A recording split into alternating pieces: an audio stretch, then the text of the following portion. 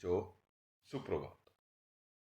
आज हम वाक्य निर्माण की प्रक्रिया में अगली कड़ी यानी वाक्य में कर्म को जोड़ेंगे। यानी अब तक हमने जो पढ़ा केवल कर्ता प्लस क्रिया। यानी पिछले वीडियो में हमने कर्ता और क्रिया दो को, अब हमें कर्ता और क्रिया के बीच में कर्म को भी लाना है, यानी द्वितीय विभक्ति का प्रयोग हम आज करेंगे। तो देखिए, क्रिया क्या होती है कि जो हो रही है, यानी मुख्य चीज क्या है, क्रिया है। और क्रिया को करने वाला कौन है, कर्ता है। अर्थात जो करता है, ठीक है, वही करता है। जो करता है वह करता है, यानी करने वाला करता है। कर्म क्या होता है, कर्म का सीधा सा वो है क्रिया का प्रभाव,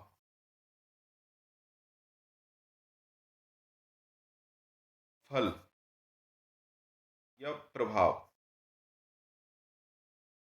जिस पे पड़ता है, जिस पे, उसे हम कर्म कहते हैं। ठीक है, क्रिया का प्रभाव जिस पे पड़ता है। जैसे मान लो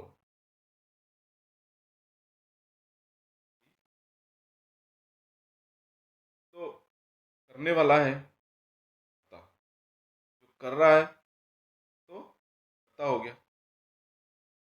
जो करने वाला है वह कौन हो गया, कर्ता हो गया। ये तो क्रिया को करने वाला है, लेकिन क्रिया का फल जिस पे पड़ने वाला है। जैसे मान लो राजा शत्रु को जीते,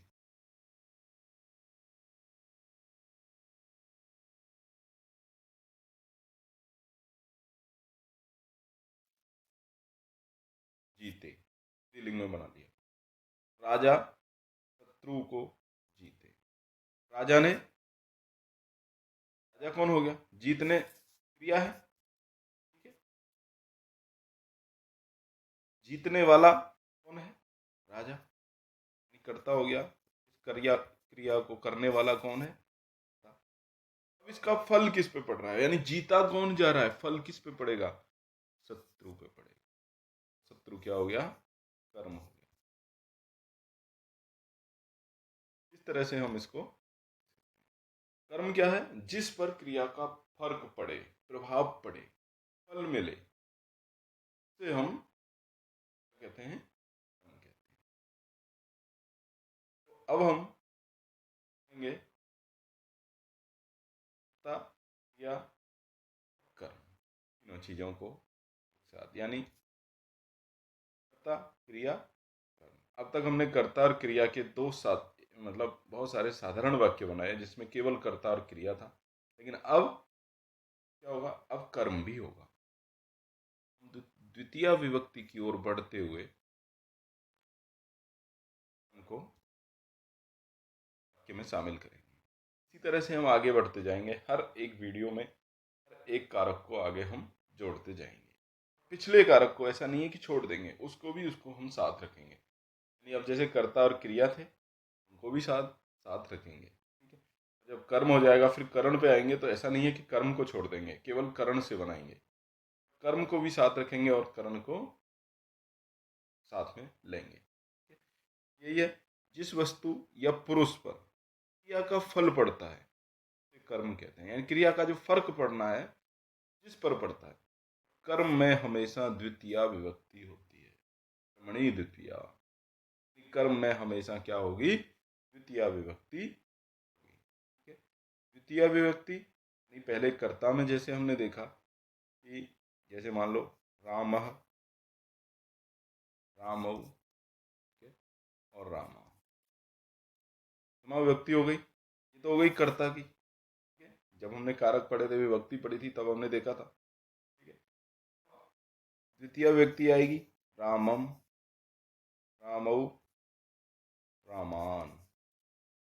अब ये जो द्वितीय विभक्ति आ रही है, द्वितीय विभक्ति क्या है? कर्म है, क्योंकि कर्मणि द्वितीया, कर्म में हमेशा द्वितीय विभक्ति होती है, इसलिए द्वितीय विभक्ति को हम क्या कहते हैं? कर्म के लिए प्रयोग करते हैं। ठीक है, तो अब देखते हैं, जैसे मान लो वाक्य हमने बनाया, बालक विद्यालय जाता है, बालक विद्यालय जाता है। क्रिया समझ में आ रहा है? जाने की क्रिया कौन कर रहा है? बालक। बालक क्या हो गया? कर्ता हो गया। ठीक है, कर्ता में तो हमेशा प्रथमा होगी। ठीक है, क्रिया कर्ता के अनुसार होगी, कि पुरुष और वचन दोनों किसके अनुसार होंगे? कर्ता के अनुसार होंगे। ठीक है, अब जाने का फर्क कहाँ पड़ रहा है? विद्यालय में। स्कूल पहुंचेगा कहाँ बालक, छात्र जो है, बच्चा जो है, वो कहाँ पहुंचेगा? विद्यालय में पहुंचेगा। तो फर्क किस पे पड़ेगा? विद्यालय पे पड़ेगा, वहां पर संख्या बढ़ जाएगी, बच्चे पहुंचेंगे। ठीक है, विद्यालय क्या हो गया? कर्म। कर्म में कौन सी आएगी? द्वितीय आएगी। क्या समझ में? क्यों? कर्मणि द्वितीय, कर्म में द्वितीय विभक्ति होती है। कर्म में हमेशा द्वितीय, कर्ता में प्रथमा होगी और में द्वितीय होगी। ठीक है, अब इसको देखते हैं। प्रथमा विभक्ति में क्या बन रहा है? बालक है, बालको, बालक। बालक विद्यालय जाता है, बालक विद्यालय जाता है। बालक कितने हैं? जाता है से पता चल रहा है एक है, सिंगल। एक वचन में क्या बन रहा है? बालक है। ये क्या लिखेंगे? बालक है। ठीक है, वचन है। अगर बहुत सारे बालक जा रहे होते, दो बालक जा रहे होते, बालको हो जाता। बहुत सारे होते तो बालकाह हो जाता। अगर मान लो इसी जगह बालक ना होकर के हम लिखते हैं राम जाता है, क्या बनेगा? जैसे बालक है वैसे ही राम। अगर दो राम होते तो रामो। अगर मान लो दो बच्चे होते अलग अलग, राम श्याम, राम और श्याम दोनों जाते हैं, क्या बनता? राम श्यामऊ। अच्छे वाले में विभक्ति लगा देते हैं, वचन विभक्ति वचन वो लगा देते हैं। ठीक है, राम श्यामऊ, यानी राम और श्याम दोनों पढ़ने। ठीक है, तो हमारे वाक्य में यानी कर्ता की हमारी जो विभक्ति है वो हमारी वचन है, वो हमारा व्यवस्थित हो गया। एक एक बंदा है, एक बच्चा है, पढ़ने जा रहा है, तो यानी एक वचन। ठीक है, बालक है। हम क्रिया के अनुसार आती है।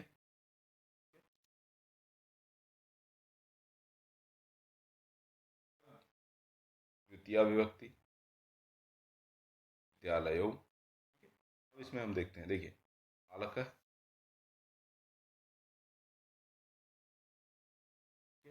ये एक वचन है, बालक है। कह रहा जाता है, हमारे रूप कैसे बनेंगे? धातु के, गच्छति गच्छतः गच्छन्ति, गच्छसि गच्छतः गच्छत, गच्छामि गच्छावः गच्छामि। देखिए इसको देख लेते हैं एक बार।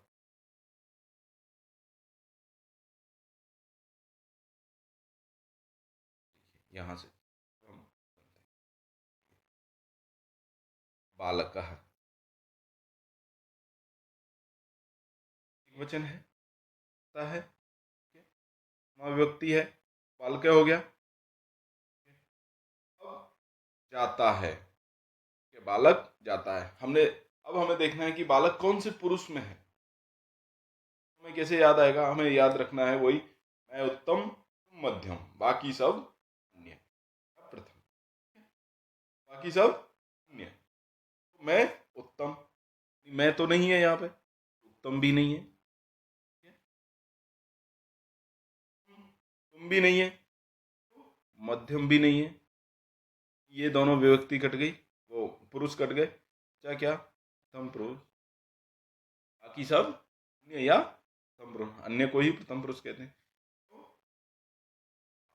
यानी हमारे पास ये तीन बच गए। सबका एक वचन है, बालक कैसा है, एक वचन। भाई इन तीन है, तीनों को एक साथ तो रख नहीं सकते, कोई एक लेना है।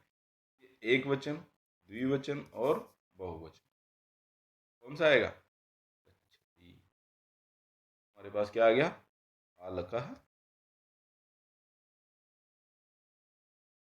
गच्छति। ठीक है, यानी कर्ता और क्रिया का बन गया हमारा। ठीक है, कर्ता हो गया और ये क्रिया हो गई। बोले इसमें विद्यालय बच रहा है भाई। विद्यालय क्या है, कर्म है। कर्म में कौन सी होती है, द्वितीय विभक्ति होती है। द्वितीय विभक्ति क्या है, विद्यालयम, विद्यालयौ, विद्यालयान। तीन हो गए हमारे पास। कहा एक वचन, द्विवचन, बहुवचन में से कौन सा है वो तो चुनना पड़ेगा ना। विद्यालय जाता है, एक विद्यालय में जाता है या दो विद्यालय में जाता है या बहुत सारे विद्यालयों में जाता है, एक विद्यालय में जाता है। इसका मतलब यहाँ भी एक वचन होगा। क्या है, विद्यालय। क्या हो जाएगा, बालकः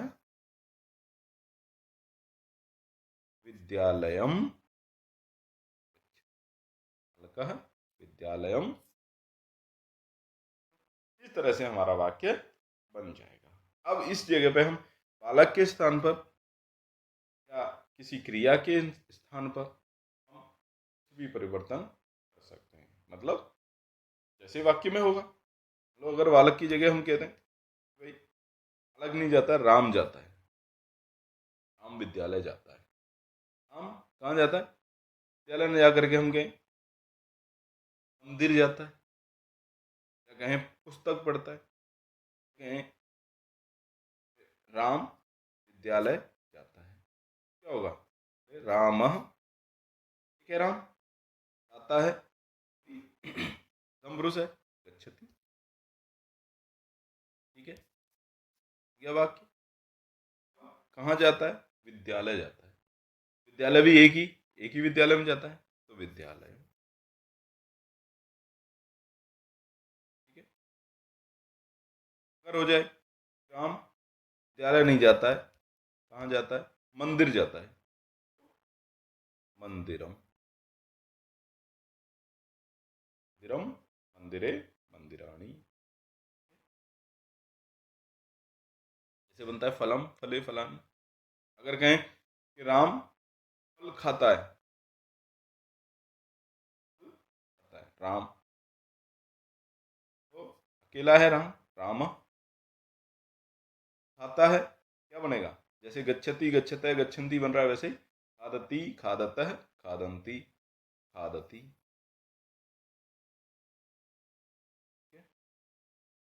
खाता है, फल खाता है, एक फल खाता है, दो फल खाता है, सारे फल खाता है। यहाँ पर किसी का भी जैसे है वैसे कर सकते हैं। फल खाता है, फलम, फलम खादति, एक फल खा रहा है। वो दो फल खा रहा है तो ले, ले। इस तरह से अगर मान लो यहाँ पर बालक के स्थान पर पुरुष, हम पुरुष में है बालक, तो हम इसको कर दें कि वह खाता है, वह जाता है, वह विद्यालय जाता है, क्या होगा, वह का क्या होता है, सह, तो, ते, एक वचन है, सह, सह जाता है, मैं उत्तम, तुम मध्यम। मैं और तुम नहीं है तो फिर क्या होगा, पहले वाला ही आएगा, ये ध्यान रखना। गच्छति कहाँ जाता है, विद्यालय जाता है तो विद्यालयम, मंदिर जाता है तो मंदिरम, घर जाता है तो गृहम, गृहम। घर जाता है भैया, वह घर जाता है। और मान लो तुम विद्यालय जाते हो, मैं उत्तम तुम मध्यम, तुम आ गया, इसका मतलब मध्यम पुरुष की बात आ गई, यानी कि ये तीनों आएंगे, मध्यम पुरुष हो गया। तुम जाते हो, तुम की क्या है, तुम के साथ क्या आएगा, एक वचन है, अभी एक वचन गच्छसी, ठीक है। गच्छसी, कहाँ जाते हो, विद्यालयम, विद्यालय में जाता हूँ। मंदिरम, मंदिर में जाता हूँ। द्वितीय है, प्रथम है तो द्वितीय है, द्वितीय है तो विद्यालयम विद्यालयो विद्यालयान। बाजार जा रहा है, आपणम गच्छति,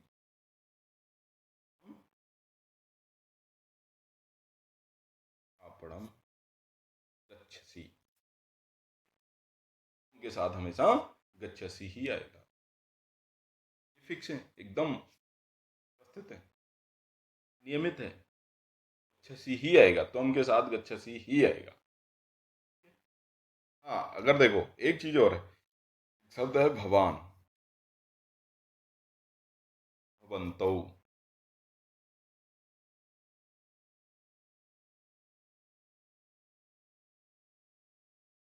और भवन्ते, संस्कृत में हम का मतलब होता है आप, वचन में आप दोनों, भवन्ते माने आप सब। तो आप सोच रहे होगे कि तुम की बात हो रही है, आप भी तो हम सामने वाले से ही कहते हैं, उसके साथ कौन सा पुरुष आएगा, मध्यम पुरुष? जी नहीं, मध्यम पुरुष केवल तुम के लिए ही बना है, ठीक है? तुम दोनों, तुम सब के साथ भी प्रथम पुरुष ही हम प्रयोग करते हैं।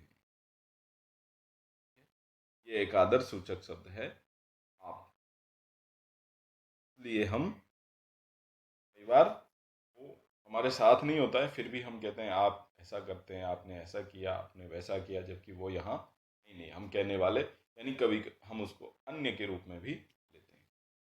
इस तरह हम किसी और की बात कर रहे होते हैं, तो उसको आदर देने के लिए हम उसे आप कह करके बात करते हैं।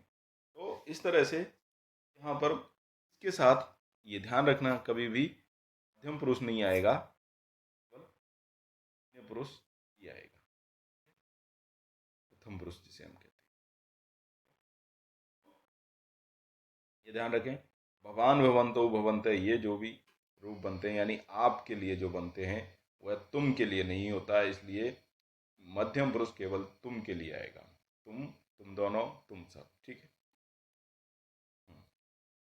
तो इसका मतलब आप विद्यालय जाते हैं, अगर ऐसा कहेंगे तो भवान जाएगा गच्छति। अब कहाँ जाते हैं, विद्यालयम, मंदिरम, ग्रामम, ग्रामम गच्छति, ग्राम जाते हैं, गांव जाते हैं, आप गांव जाते हैं, ठीक है। इस तरह से अब कहें कि मैं अपने लिए, मैं कहूं कि मैं विद्यालय जाता हूं, तो मैं तो सीधा सीधा मैं उत्तम, तो कौन से आएंगे, मैं क्या है, अहम, अहम आएगा एक वचन के साथ, गच्छामि, ठीक है। अब बाकी हो गया अहम गच्छामि, कर्म जोड़ना है, कर्म में हमेशा द्वितीय होती है, अब वो कहाँ जाता है, गांव जाता है, शहर जाता है, शहर जाता है, मान लो अहम मैं शहर जाता हूं, तो नगरम, अहम नगरम गच्छामि, मैं शहर जाता हूँ। गच्छामी की जगह अलग भी हो सकता है, मान लो कहें मैं पुस्तक पढ़ता हूँ। मैं पुस्तक पढ़ता हूँ। ठीक है। मैं अहम। ठीक है। तो मतलब उत्तम, उत्तम पुरुष। पढ़ता हूँ क्या बनेगा? ठामी। मैं पढ़ता हूँ, क्या पढ़ता हूँ? पुस्तक पढ़ता हूँ, यानी कर्म होने का फर्क किस पे पड़ रहा है? पुस्तक पे पड़ रहा है। तो कर्म क्या हो गया? पुस्तक। पुस्तक में हमेशा द्वितीय, यानी पुस्तकम पुस्तके पुस्तकानी, पुस्तकम पुस्तके पुस्तकानी, यानी दोनों नपुंसक लिंग में पहली दोनों विभक्तियां समान होती। तिया में क्या बनेगा? पुस्तकम। हम पुस्तकम पठामी। ठीक है। इस तरह से हम इसको पूर्ण वाक्य को समझ सकते हैं। अब ये तो हो गया लट लकार का। ठीक है। इससे आगे अगर हम देखेंगे तो तंग लकार में हो जाएगा। ठीक है। तंग लकार में भी इसी तरह से प्रयोग करते हैं। गच्छत, गया, वह गया, वह विद्यालय गया, मतलब जा चुका है, पहुंच चुका है। सह गया, गच्छत।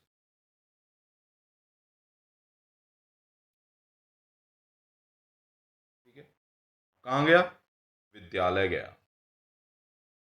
तो विद्यालय में वही कर्म है, तो द्वितीय विद्यालयम। विद्यालयम गच्छत। अब यहाँ आ है तो ये बिंदु क्या हो जाएगा? मां बन जाएगा। विद्यालयम अगच्छत। ऐसे ही अन्य को भी कर सकते हैं कि मान लो मैं विद्यालय गया, हम विद्यालयम गच्छम।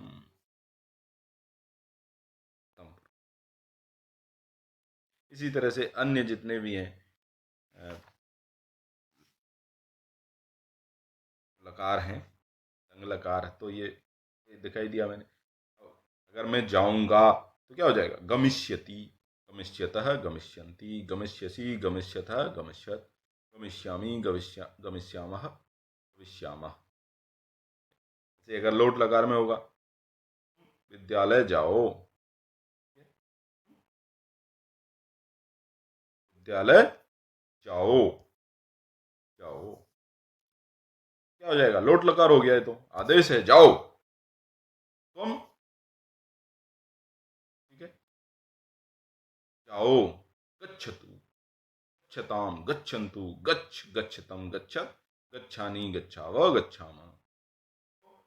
मध्यम पुरुष में क्या होगा? गच्छ, तुम गच्छ, जाओ। पूर्ण विराम है, गच्छ, फिर इसको हटा दो, गच्छ। ठीक है। तो कहाँ जाओ? विद्यालयम, क्योंकि विद्यालयम क्या है? तृतीय। यह आएगी कर्म है। अगर कहीं अंत भेज रहे हैं, मंदिरम गच्छ, आपणम गच्छ, नगरम गच्छ, ग्रामम गच्छ, गृहम गच्छ, कहीं भी। ठीक है। इस तरह से अगर मैं कहीं, मैं विद्यालय में बच्चा है तो मैं घर जाऊं, घर जाऊं, क्या है? पूछना है। पूछने के लिए भी तो हम पूछना या आज्ञा देना, दोनों के लिए हम क्या करते हैं?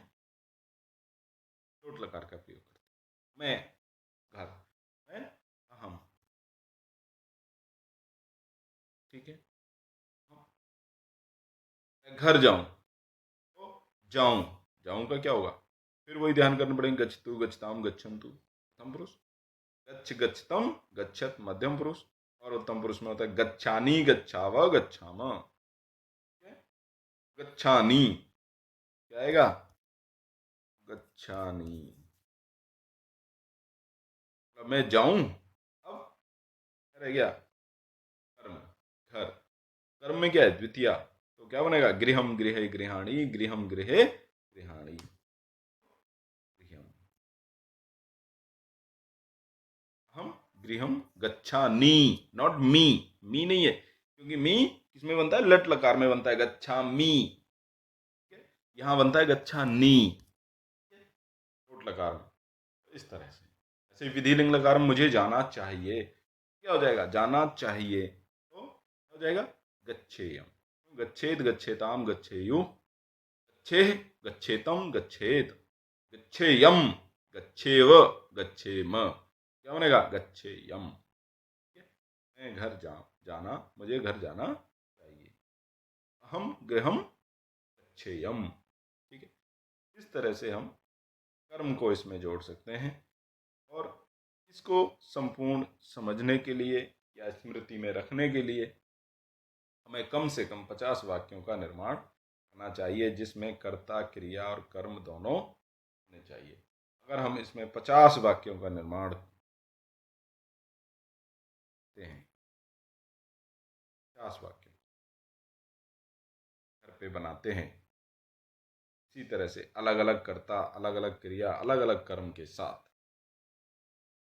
बड़ी आसानी से हमें ये कर्ता क्रिया के साथ कर्म जोड़ने का अभ्यास हो जाएगा। 50 नहीं तो 10, 20, 30, जितना आपका मन है। नहीं तो 50 वाक्य अगर आप बनाएंगे, मतलब मैं ये कह सकता हूँ कि आपको ये वाक्य बनाना बहुत ही आसान हो जाएगा। संस्कृत में पढ़ना और लिखना दोनों चीज़ें बड़ी आसान हो जाएंगी। जी धन्यवाद।